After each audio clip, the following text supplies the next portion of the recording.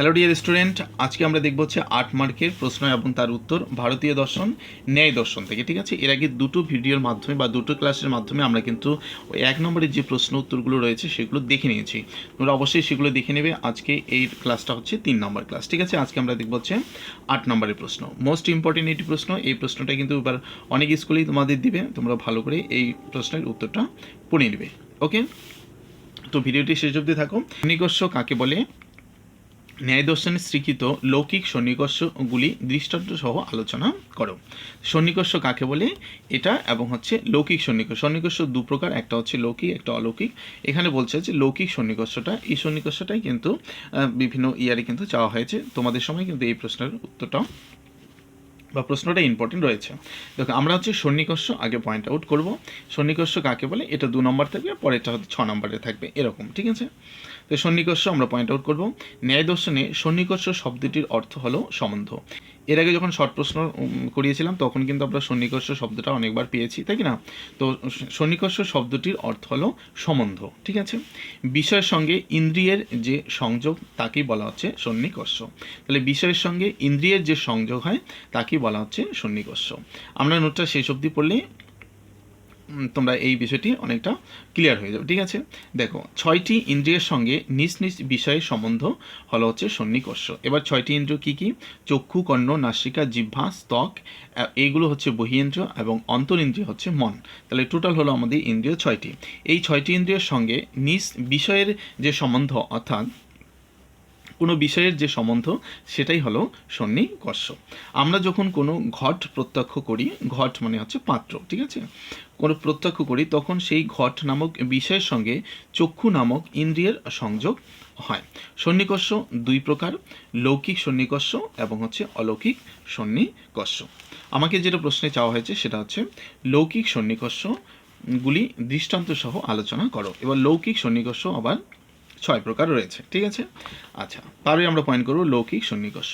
ইন্দ্রিয়ের সঙ্গে যখন বিষয়ের সংযোগ হয়, ইন্দ্রিয়ের সঙ্গে যখন বিষয়ের সংযোগ হবে কোনো একটি বিষয় এবং ইন্দ্রিয় কয়টি? ইন্দ্রিয় হলো 6টি, চক্ষু, কর্ণ, নাসিকা, জিহ্বা, ত্বক এবং হচ্ছে মন। এই 6টি ইন্দ্রিয়ের সঙ্গে যখন কোনো বিষয়ের সংযোগ হয় তখন তাকে বলা হচ্ছে লৌকিক সন্নিকর্ষ।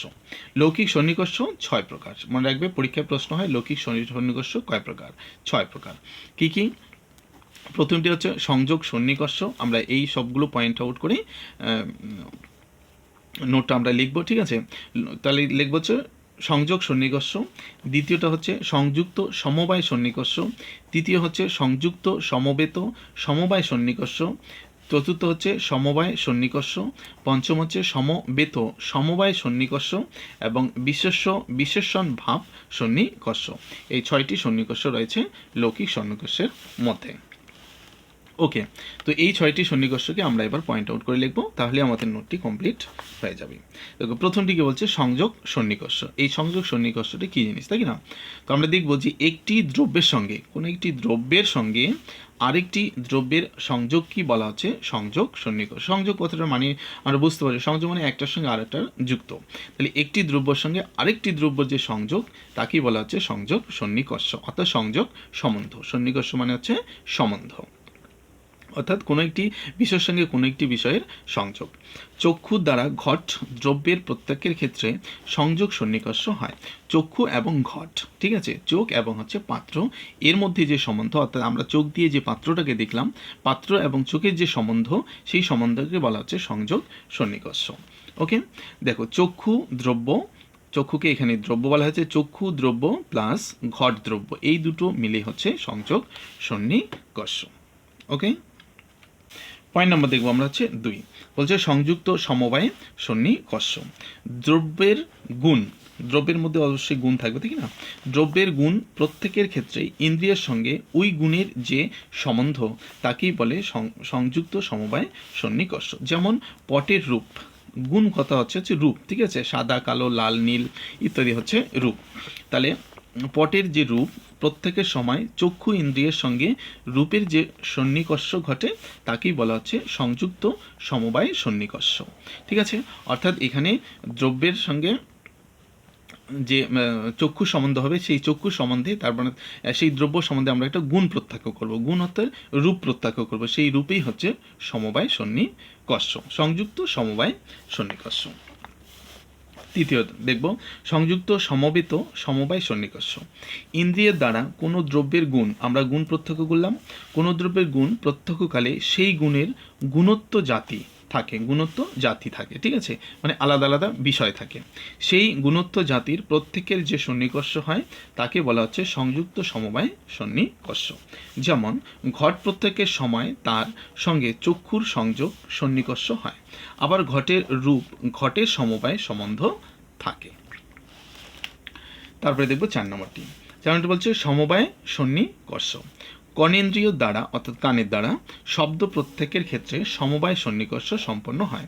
তাহলে কর্ণেন্দ্রিয় অর্থাৎ কানও আমাদের একটি ইন্দ্রিয়, তাই না, চক্ষু কর্ণ। তাহলে কর্ণেন্দ্রিয় দ্বারা শব্দ প্রত্যক্ষর ক্ষেত্রে সমবায় সন্নিকর্ষ হয়, কারণ শব্দ হলো বোম, বোম হচ্ছে আকাশ, আকাশের গুণ এবং কর্ণেন্দ্রিয় নিজেই আকাশ রূপে গণ্য। গুণ এবং গুণীর সম্বন্ধই হলো সমবায় সন্নিকর্ষ। পয়েন্ট নম্বর দেখবো হচ্ছে 5, অর্থাৎ 5 নম্বর বিভাগটি কি বলছে? সমবেত সমবায় সন্নিকর্ষ। শব্দত্ব, যে আমরা শব্দটা পড়লাম সেটা হচ্ছে, এবার হচ্ছে শব্দত্ব জাতির প্রত্যক্ষকালে সমবেত সমবায় সন্নিকর্ষ হয়। শব্দত্ব জাতি শব্দের সমবায় সম্বন্ধ থাকে, তাই শব্দত্ব জাতি প্রত্যেকের ক্ষেত্রে কর্ণের সঙ্গে তার যে সন্নিকর্ষ হয় তাই হলো সমবেত সমবায় সন্নিকর্ষ।